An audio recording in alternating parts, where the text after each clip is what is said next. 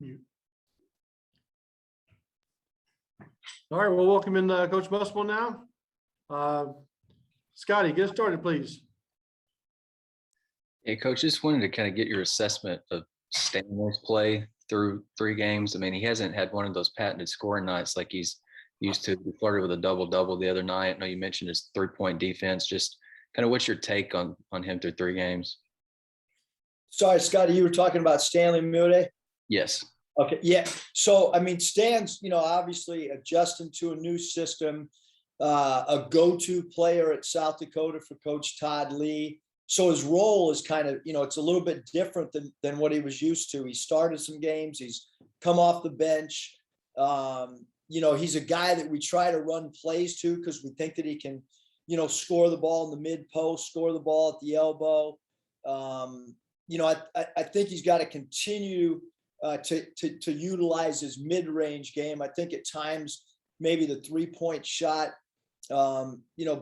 he's looked at that a little bit too much, but he did knock one down last game that I think helped build his confidence. But certainly from a versatility standpoint, Stanley's so vital to us both offensively and defensively.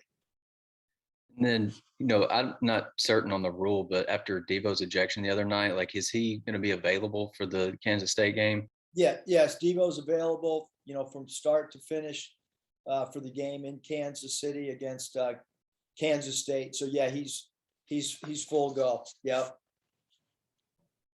Hutch? Coach, you mentioned the other day after the game that you had some new 3-point defense drills. How has that gone, and how's the team kind of been receptive to it?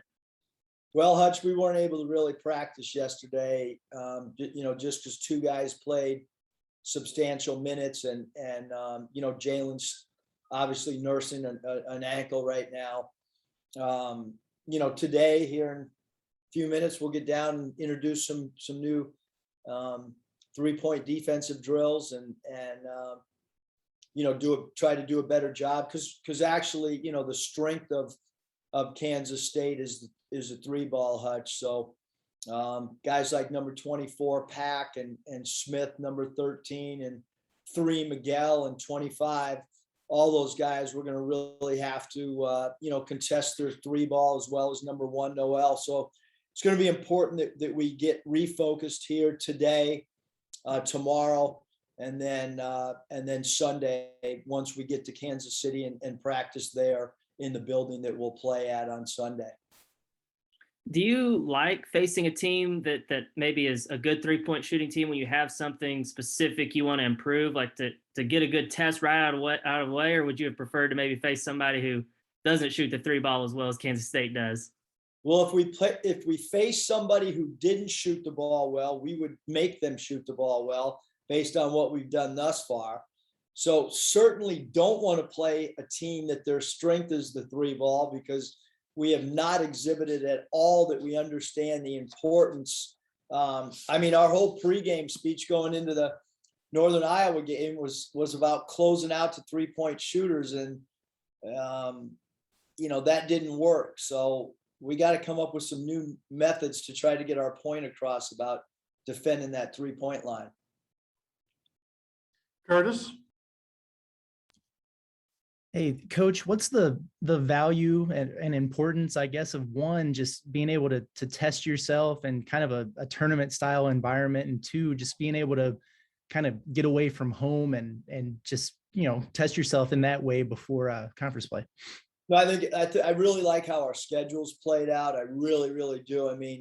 Now we got a whole new group of guys. We're going to, you become much tighter and closer, and your bonding and your chemistry starts really formulating once you get on an airplane together. Once you get into a hotel together, you wake up, you eat breakfast, you have lunch, you have your pregame meal. And then after the game, you're back eating with the guys. So there's a lot of bonding that's going to take place where, you're going to start to really know each other better. You have a different roommate on the road than you're living with here. So a lot of good things are going to come about, playing these 2 games. But I like the fact that we played 3 games. We held serve here at home, did what we were supposed to do, figuring out roles and rotations a little bit better than what we knew going into the season. Now we have 2 neutral site games against 2 quality opponents, Power 5 opponents, and then we come back home for 4. So I think the schedule, the way that we've worked on it is working out to our advantage. Having said that, we got 2 really good games, and if you don't come to play any of the 4 that are in this tournament, Curtis, you can come back 0-2 really, really quickly. And then it's, you come back 1-1, and there's going to be, one team that comes back 2-0 and is really happy. Thank you. Happy birthday, by the way. Thank you. Appreciate it, Curtis. Bob? Yeah, happy birthday, Eric. I guess it's 57, right? 57. Thanks, Bob. You have to get like, hey man, 57's young. You have to get a Heinz 57 t-shirt or something. See you repping cross country for tomorrow. That's nice. You mentioned spurt ability, I guess, on your radio show, and then after the game. What do you think is the key? Why are you guys good at putting runs together so far? I think we have some streaky players, that can really score in bunches, to be honest with you, Bob. I mean, JD can score, 8 quickly. Stan can score quickly. Chris Likes can score quickly. Devo, we got a lot of guys that can hit you really, really quickly. And then with the pace we play at, and sometimes our shot selection, that allows you to play with spurts. Some teams that walk the ball up the floor or play a little bit slower, it's hard for those teams to go on scoring runs. It's a little bit easier, for teams that play with a little more pace to go on scoring spurts. And then, how much does defense play in that? Like the other night, you guys got stops, in the open court. JD got a steal and got the ball to Jalen pretty quick for a dunk. How much does defense play into that too? Yeah, no, I mean, defense plays a lot into, how quickly you can put points on the board. It's really hard to go on scoring runs or scoring spurts if you're not getting defensive stops and defensive rebounds. Well, and open floor turnovers too, isn't that a big part of it? Yeah, I mean, I think the live ball turnovers, creating steals, getting deflections. I mean, you're going to score at a really, really high clip on any live ball turnovers, especially the further or the closer they are to your rim and the further they are from the opponent's rim allows you to score, very, very quickly as well. One more, Bruce Weber said he brought you into Illinois. I don't know, I'm guessing this is maybe between Sacramento and when you got into college coaching. He said he brought you in for a clinic, I guess, or demonstration, or so. He said you did a nice job. He still does some of the things that you talked about. Just wondering what you remember about that and kind of what you think of Bruce. Coach Weber's, one of the best coaches in college basketball. He did ask me to come when he was at Illinois to, come and speak at one of his coaching clinics. And it was awesome to be around him and his staff. He's someone that I've looked up to, admired throughout his career. His teams always play hard. They really execute. They play with basketball IQ. He's one of the coaching legends in college basketball for sure. And I remembered, I didn't know he remembered that I came. I remembered him, having me come and ask me while I wasn't working, to come and speak. And it was an honor to speak to the group that he had coaching wise at that clinic. So you don't think you're that memorable? I mean, No, I didn't know if he remembered or not. Okay, well, he seemed to remember pretty well. And that was probably like 07, 08 or something like that. I mean, it was in between one of the times I got fired, Bob. I can't remember if it was after the Warriors or Kings, or it was after one of those dismissals. Oh, okay. Didn't mean to make a bad memory. Nate? But it was actually, Bob, it wasn't a bad memory. I was still getting paid. Yeah, just about Pax and then the transfer from Wake Forest, just kind of what do they bring to K-State? Yeah, 25, the Wake Forest transfer can really shoot. You got to give him no airspace, got to meet him early in transition. We'd prefer to make him floor it, put it on the deck. Don't want him to have any catch and shoot threes. if they run any roll and replaces or pick and pops, he's usually a guy involved in the shooting. Again, that's 25. And then Pack, number 24, one of the nation's best shooters, can really score the ball. He is a guy that can score in spurts, can put points on the board in a hurry. Definitely a star type player in their conference. Had a great freshman year. We've got to we've got to all be alert to any time that Pack has the ball for sure. And then we have great respect, obviously, for 13 Smith, who played at Missouri and is strong at 6'5" at that 2-3 spot. So this is a good ball club because both their interior people, 20 and 21, both those guys can offensive rebound, and they do a good job protecting the rim. And then number 3 at that small forward position and 0-0. Both those guys on the perimeter are good players as well. And then Noel comes off the bench at that point guard position, has good speed and can get them easy transition baskets as well. Also playing 2 games in 2 days, just how much prep work can you do on Cincinnati and Illinois, if any? Yeah, Nate, I mean, it's it kind of gets back to coaching in the NBA when you have back-to-back games. I mean, certainly we have a formula for how we will prepare, win or lose, for the next opponent. I won't start on them until after the Kansas State game is over. It's going to require the players in their hotel room, when they're not with us in video sessions or at team meals, for them to learn their opponent in a very, very short time on the second night. But right now, the sole focus is, how do we win on Monday night? And then who do we play on Tuesday? And then once we know who that opponent is, we'll start diving into our prep work. But it is very similar to playing in the NBA, where you have back-to-back games, and you've got to try to not overload your team with too much information, but give them, the things that are necessary from a preparation standpoint on Tuesday. Thank you. Coach, you got a follow-up? Yeah, Coach, you said after the game that JD last year, the first half of the season, wasn't very good defensively, and now he's one of your top, shutdown defenders. Was there a specific moment where the light bulb went off for him, or was it more of a gradual development on that side of the ball? No, I think it was. I think there was a heightened urgency, Hutch, once we got to SEC play, and I think he took pride on hearing us talk about some of the guards we were playing, but also gradually as well. I think his sit-out year really, really helped from a development standpoint on understanding our concepts, understanding the importance of being a good team defender. But I really think, Andrew, when it kind of really, he saw the light of it was when he started crawling up and putting more pressure on people rather than playing at arm's length. I think he started being the aggressive defender instead of, letting the offense dictate. I think he's taken on the mindset that he would rather dictate what the offense does than the other way around. And I think as soon as he had that mentality, it really changed for him, Andrew. Curtis? Hey, just 2 quick ones for you, Coach. In playing those back-to-back games, does that change any of the thinking in terms of minutes or rotations, or is it just kind of that one game at a time mentality? Yeah, it's for sure going to be one game with me.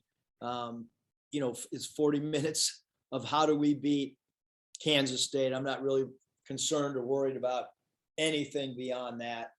I know some coaches will sub a little bit more, knowing that you have a game the next night. My philosophy is that's a good way to also lose 2 games in a row. You got one game right now that's the most important game. That's the game on your schedule. And the next opponent's Kansas State, and anything else to me right now is meaningless. Now, as soon as the final buzzer goes off against K-State, the most important game will either be Cincinnati or Illinois. And then we'll figure out, at that point, do we need to give guys, on the second night, an extra blow because they might have played a little bit more the first night. But if we have to play 5 guys 40 minutes to beat or compete against Kansas State, we'll pay 5 guys 40 minutes and worry about the next game the next day. And then with it being a neutral site, you'll probably have a pretty good crowd there. I know you don't have any control over the music at the T-Mobile Center, but does the warm-up routine travel at all, or is that Bud Walton specific? Yeah, that's Bud Walton specific for sure. I mean, we're not gonna, we don't have control over the music. We understand that we're a neutral, site, and what basket we warm up, I have no idea right now. And so, for us, we're comfortable doing that in Bud Walton in front of our own fans. It's no different than my dad at Minnesota. They only did that at Williams Arena. So we'll leave that to our own fans, but we do expect to have a good crowd. I'm sure Kansas State will have a good following, and Illinois always travels well. And I can tell you from playing Cincinnati in the NCAA tournament a few years ago, they traveled as well as anybody that we had played in the NCAA tournament. So I think that it'll be a good environment, and I would expect the lower bowl to be fairly full. I don't know what the upper level will look like, but for sure the lower bowl, which is really what you want your players and the opposing team and the coaches, or you want that environment to feel like, kind of like a tournament NCAA type setting at being a neutral site. Wyatt? Coach, it's good to be on with you. I want to congratulate you on the run from last year. And with that said, I'm curious as to the challenges, even as long as you've been around the game, that you face this year with so many new players. What are the challenges in that as you see it? No, thanks, Wyatt. I mean, I think that, maybe the local guys have all heard me say it a lot. I mean, I think that just having a minor league background, where your best player gets called up on a 10-day contract, or 2 days after your best player gets called up, your second best player gets called up, and then maybe a week later, one of your players goes and takes a bigger contract in Europe, and all of a sudden your three best players are gone. You've got to adjust on the fly. You got to have adaptability.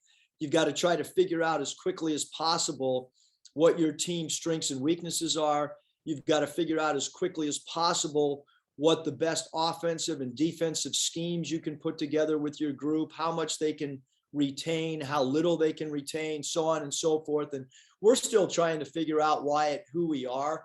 We're not really sure exactly what our identity is, but we have been able to kind of plug holes. Didn't rebound early, turned the ball over too much. Our assist to turnover ratio was upside down. We've kind of solved all those pieces to the puzzle, at least in a short sample size. But now, can we continue to evolve and get better at things that we haven't done well, which is defend the 3-point line, and maybe, we could be better scoring in transition than what we have been. We've been putting points on the board, but we've also allowed too many points not to go on the board, whether it be, 13 missed paint points the other night. So we got a lot of things that we can continue to get better on, Wyatt. I appreciate it, man. And we'll see you in Kansas City. Safe travels. Thank you. Appreciate that. You betcha. Final question, Bob. Hey, Eric, with Florida beating Florida State the other day, they got in the poll. So I think there's 6 SEC teams in now. And you're going to be playing a Big 12 team, maybe a Big 10 team. AAC is real good if you play Cincinnati. Do you kind of feel like you guys are carrying the SEC banner into this thing? You want to represent, obviously want to represent Arkansas, but want to represent the SEC as well.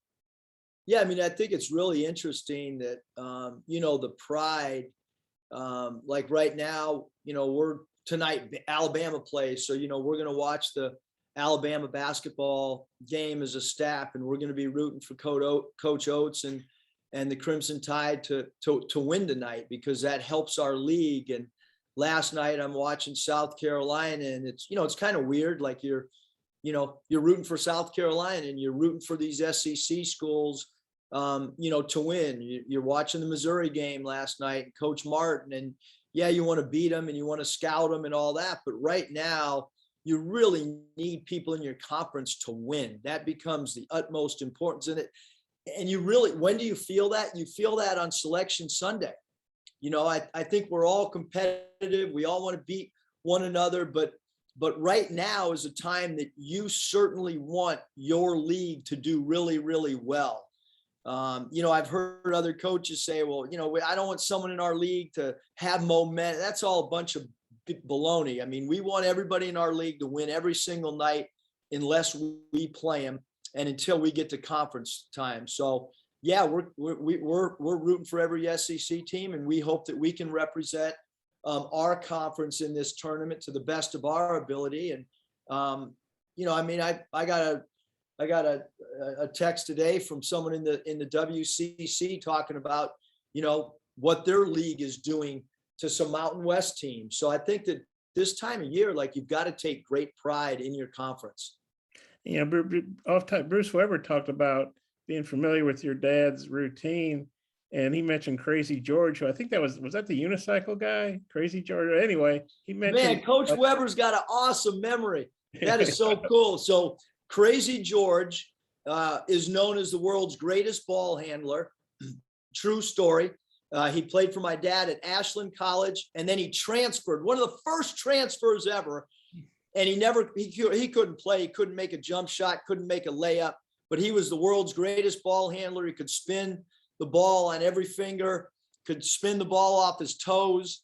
And Crazy George, to this day, is still working in the basketball world. He works for the Dallas Mavericks G League team, the Texas Legend, and does a lot of pregame, postgame, halftime, does a lot of marketing off the floor, going into schools in the Dallas-Fort Worth area.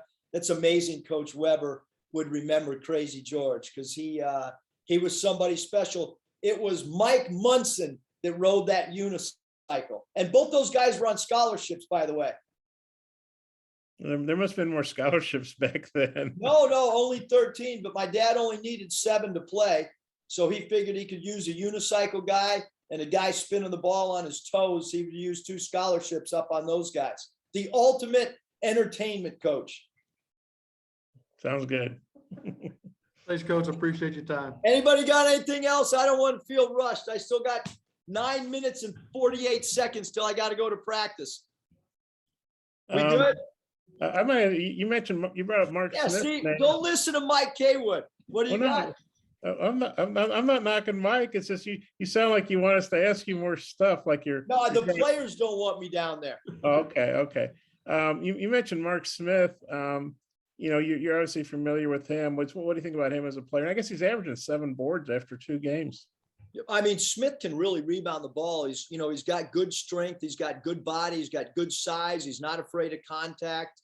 That's not a surprise at all. I thought he was a really good player last year in our league. I think that the way Coach Weber's using him is advantageous to him. He's a good 3-point shooter. He's a good line drive, dribble drive guy as well. He can absorb contact. Certainly a guy that we've discussed with our ball club. He's on our scouting report. Our antennas are up on Smith for sure. Okay. Anything else on your mind? Not really. Did you get a good birthday present? Did you get a good birthday present yet? My son got me some sour gummies. He had them on my desk. My wife told me that we'll celebrate later tonight after practice. So, not really. I got some pretty cool text messages for some former players.